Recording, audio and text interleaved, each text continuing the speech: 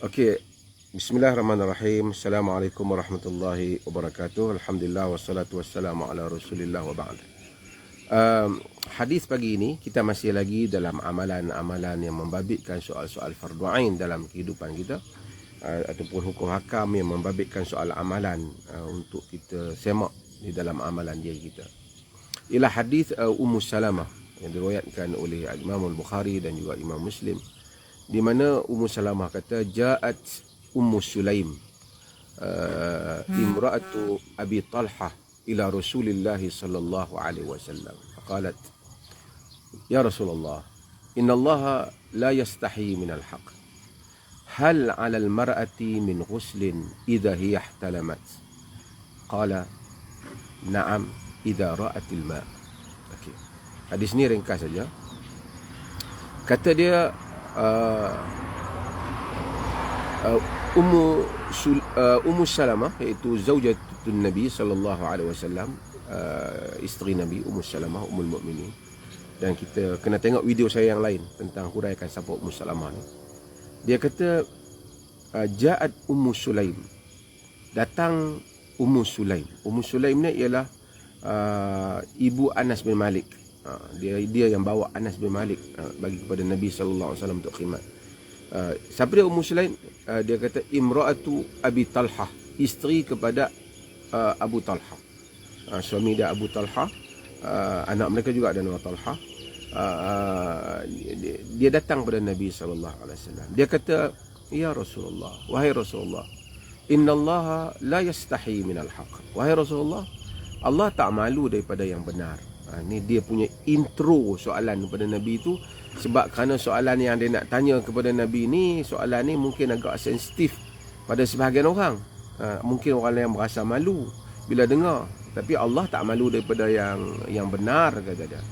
Kita baca dalam Quran dalam surah Baqarah, Allah kata innallaha la yastahi an yadriba mathalan ma ba'udatan fa mawqaha.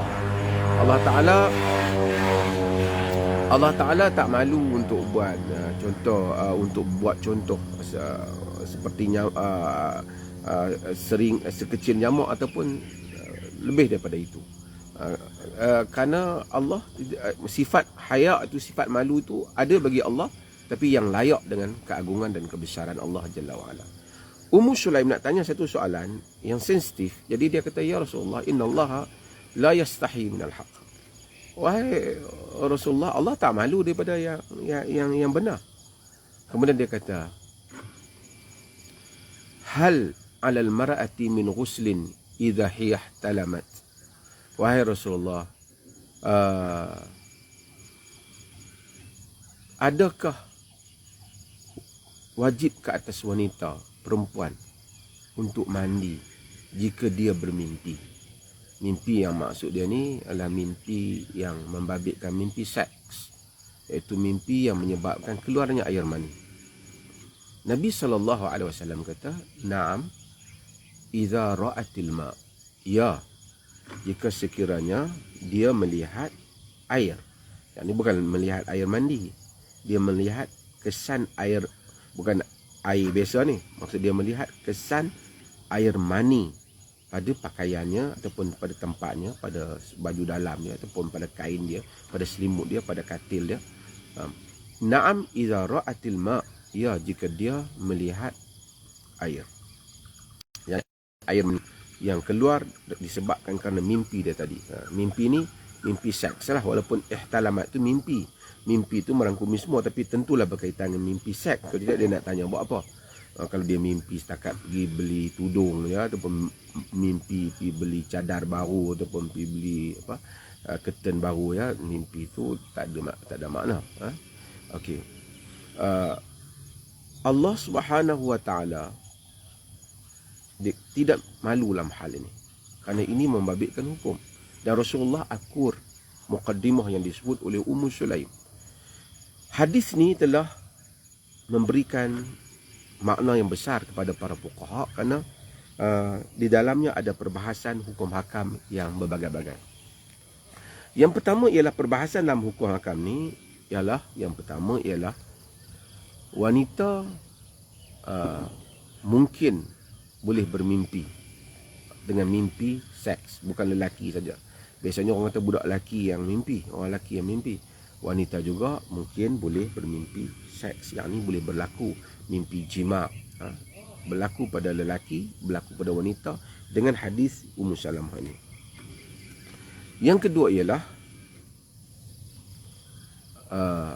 wajib mandi apabila dia bermimpi dan dia mendapati bahawasanya adanya kesan air mani pada pakaiannya ataupun pada katil, pada cadarnya, pada selimutnya ke, wanita itu wajib untuk mandi. Wanita, lelaki, kalau bukan dia wanita, lelaki juga samalah pahala. Dan yang berikutnya ialah hadis ni menunjukkan bahawasanya adanya bagi wanita itu air mani, dan itu masuk tentu ada air mani, tapi sebahagian mendakwa bahawasanya air mani wanita ni tidak kelihatan, hanya dia rasa saja nikmat, dia tidak kelihatan. Hadis Ummu Sulaim ini yang diriwayatkan oleh Ummu Salamah ni menafikan hal itu, kerana Nabi SAW kata, na'am idza ra'atil ma,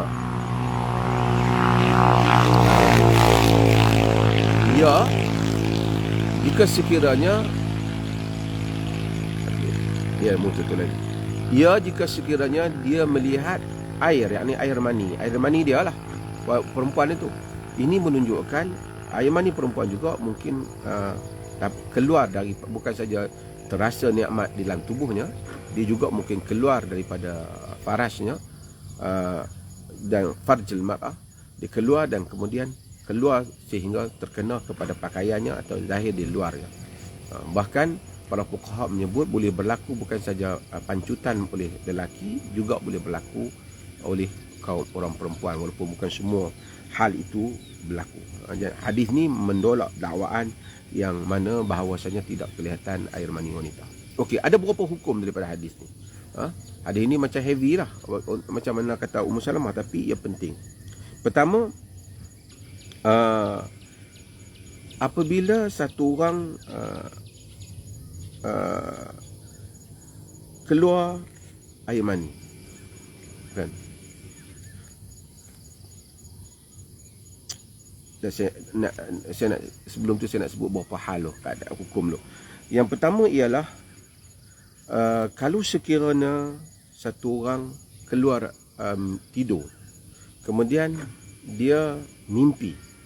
Bila dia mimpi, dia dapati bahawasanya selepas dia jaga, dia mimpi seks, mimpi jima', dan dia sedap dalam mimpi dia.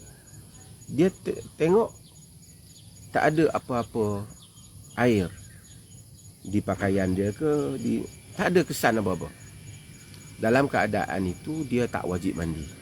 Itu tak wajib mandi, sebab Nabi kata, na'am idza ra'atil ma, ya jika sekiranya dia melihat kesan air. Satu keadaan yang lain ialah dia tak ingat dia mimpi ke apa, tapi bila lepas dia jaga, dia tengok ada kesan air mani di pakaian dalamnya ke, ataupun di katilnya ke, ataupun di mana tempat dia tidur, tapi dia tak ingat betul dia mimpi. Wajib mandi ataupun tak? Yang rajih dalam masalah ni, dia wajib mandi, kerana dia nampak ada kesan air mani, dan air mani itu confirm lah, bukan air mani orang lain, air mani dia. Kalau dia tak confirm, nanti kita bincang yang lain. Kok dia fikir orang lain punya, kok katil tu 2-3 orang tidur, itu cerita lain. Tapi kalau dia confirm itu memang dia saja yang tidur, air mani itu memang air mani dia, cuma dia tak pasti, dia tak tahu sebab apa, dia tak ingat dia mimpi tak mimpi malam tadi. Dia dalam keadaan itu dia wajib mandi juga. Okey. Keadaan yang ketiga ialah yang of course dia mimpi, dia tahu dia mimpi, dia jaga dan dia melihat kepada kesan air mani berkenaan, maka air mani itu ada, maka of course yang tu sepakat para ulama dengan jelas hadis ni, dia wajib mandi. Kemudian para ulama berbincang tentang beberapa hal dalam keluar air mani ataupun tidur ni. Satu, jika sekiranya tadi dia tidur, kemudian dia jaga, dia tengok ada air mani. Tapi dia tak tahu air mani siapa. Air mani dia ke, air mani orang lain. Kata katil tu mungkin 2-3 orang tidur, kawan dia pun tidur, dia pun tidur. Kalau hal yang seperti itu, yang sahihnya di kalangan para ulama ialah dia, itu adalah mazhab Syafi'i juga, dia tidak wajib mandi kerana dia tak tahu siapa punya, boleh jadi dia punya, boleh jadi kawan dia punya. Alasannya ialah kerana hadis Nabi SAW, bila ada orang kata kepada Nabi tentang dia orang yang buang angin, Nabi kata la yansarif hatta yajida rihan hatta sami'a sautan aw yajida rihan. Dia kalau dia rasa macam dia buang angin, dia jangan berhenti sembahyang sehingga dia mendengar bunyi atau mendapati bau, yakni sehingga dia yakin, barulah wajib kepadanya untuk dia berhenti sembahyang. Jadi dia tak yakin air mani kawan dia, air mani dia, maka dia tak wajib untuk mandi. Tapi ihtiyatan, yang bagusnya dalam hal itu ialah sekiranya dia mandi sebagai langkah yang lebih selamat. Okey. Kemudian para ulama bincang, jika sekiranya dia berlaku kelazatan, perempuan umpamanya ataupun lelaki, tapi dia tak nampak air mani itu keluar, tapi kelazatan tu dia rasa, ataupun dalam bahasa ni dia kata dia rasa climax tu, tapi dia tidak nampak air mani tu, adakah dia wajib mandi? Qaul yang rajih ialah dia tidak wajib mandi, kerana Nabi kata idza ra'atil ma', jika kena nampak air baru dia wajib mandi. Dalam riwayatnya innamal ma'u minal ma', air dengan air, kalau ada air barulah sekiranya mereka wajib untuk mandi. Okey. Ada beberapa keadaan lagi para ulama bincang. Jika sekiranya air mani itu keluar, ini para ulama dalam kitab fiqh bincang, tapi bukan disebabkan kerana kelazatan ataupun, tapi kena sakit, sejuk yang terlampau dan seumpamanya, ini mungkin khusus berlaku pada kaum lelaki, adakah mereka wajib mandi? Ada dua mazhab dalam masalah ini. Mazhab yang pertama dia kata wajib mandi, berdasarkan tadi nampak air mani kesan mesti mandi. Mazhab yang kedua yang khususnya dalam mazhab sebahagian daripada Hanabilah, Syekh Utsaimin pilih pandangan ini juga. Dia kata tidak wajib mandi kerana air mani ini dia berapa syarat dia. Antara syarat dia hendaklah dia keluar secara dafiq, yakni dia keluar secara ma'in dafiq. Al-Quran kata dia keluar dengan cara memancut. Jika sekiranya tidak ada ciri itu, tidak dia ada lagi dua ciri, saya biarkan tapi lalu dulu.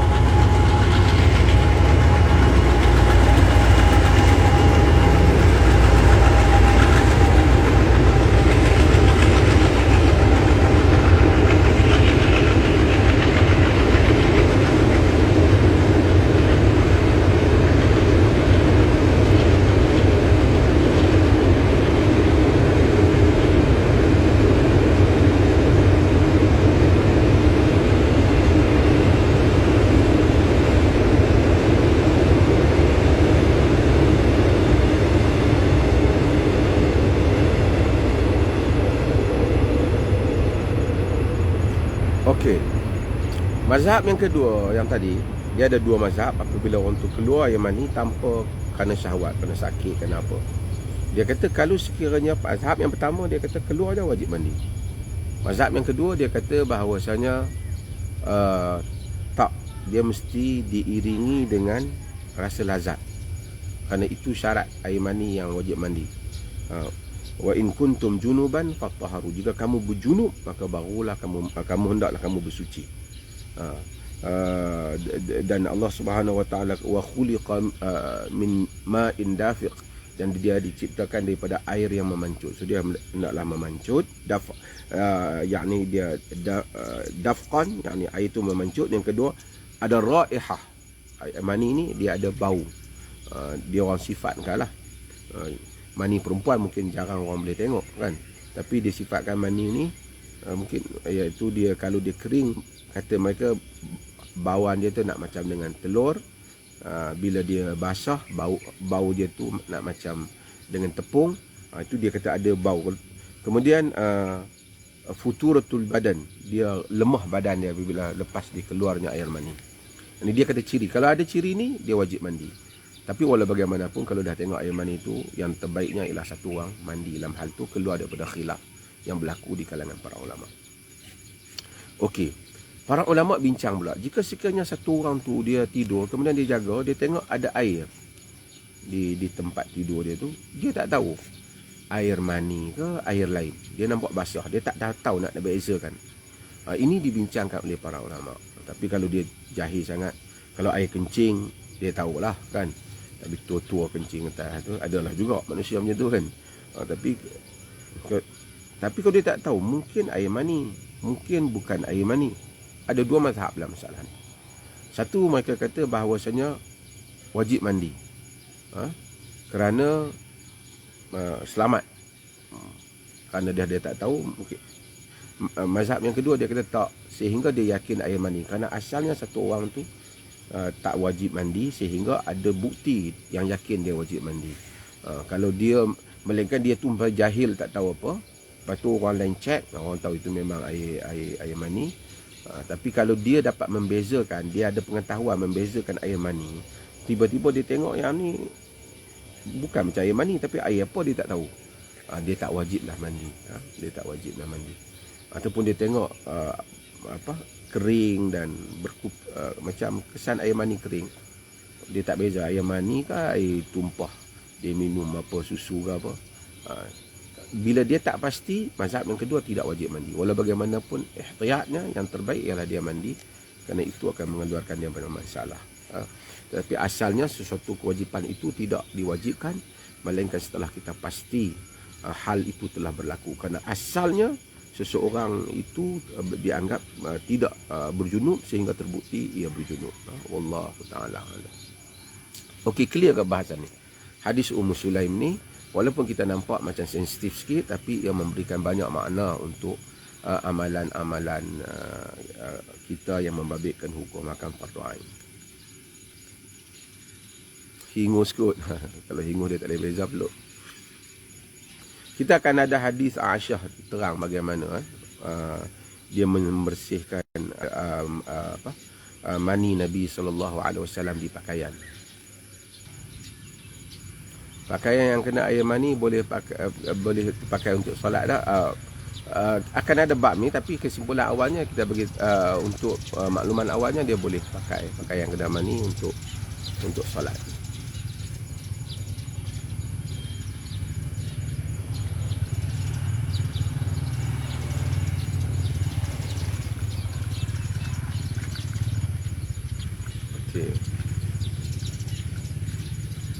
Tolong war, apa tolong war?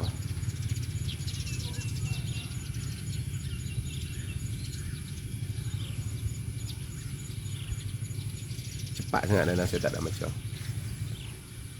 Baju hijau, okey. Saja pakai baju hijau. Beza air mani dengan air mazi. Beza air mani. Air mazi ialah air mani pekat. Air mazi dia tidak seperti air mani. Air mani putih. Tak tahu beza. Takkan dia tak tahu. Kenapa wanita ada air mani? Air wanita ada air mani. Benih ni agama.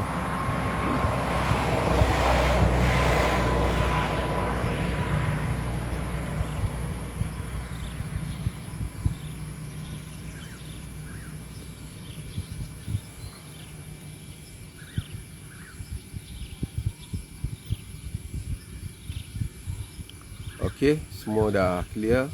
InsyaAllah kita akan sambung perbahasan kita untuk kali yang besok dengan hadis yang lain juga. Saya akan ambil semua hadis-hadis yang mungkin sebagai orang enggak alah ini basic dia, tapi tak apa, bukan semua orang telah faham basic ini yang membabitkan amalan. Jimat tak keluar air mani, kena mandi tak? Tetap kena mandi ya. Pasal dia wajib mandiri, pertama keluar air mani, kedua ialah apabila berlakunya tenggelamnya kemaluan lelaki ke dalam kemaluan wanita. Walaupun dia tak keluar air mani, dia jimat-jimat dengan isterinya, kemudian dia pergi kerja, dia kata tak apalah, tak payah keluar, jangan sampai keluar air mani nanti kita nak kena mandi. Tak, dia jimat saja, dia wajib mandi. Masa awal memang ada riwayat dipahami bahawasanya al-ma' innamal ma'u minal ma', air daripada air, bila keluar air mani saja baru wajib mandi. Kemudian Nabi SAW dengan hadis-hadis menunjukkan jimat saja walaupun tak keluar air mani wajib mandi. Okey, terima kasih banyak. InsyaAllah kita jumpa lagi. Air mazi najis, kita baru ni kita telah bahas tentang hadis Ali bin Abi Talib yang minta Miqdad tanya Nabi SAW, yang Ali kata kuntu rajulan mazza, aku adalah seorang lelaki yang banyak air mazi. Nabi SAW dia minta Miqdad tanya kerana dia malu, kerana Fatimah merupakan anak Nabi yang merupakan isteri dia. Nabi SAW suruh dia ighsil zakarahu wa tawadda, dia basuh kemaluan dia dan hendaklah dia berwuduk. Jadi Nabi suruh yaghsil zakarahu wa yatawadda, dia basuh kemaluannya dan kemudian dia berwuduk. Jadi maksudnya dengan itu sepakat air mazi merupakan najis. Iaitu air mazi dia keluar biasanya sebelum daripada air mani keluarlah, ketika dia kelazatan awal itu. Allah jadikan tubuh manusia begitu supaya membolehkan untuk dia bergaul, suami isteri, persetubuhan dan seumpamanya. Okey. Assalamualaikum warahmatullahi wabarakatuh.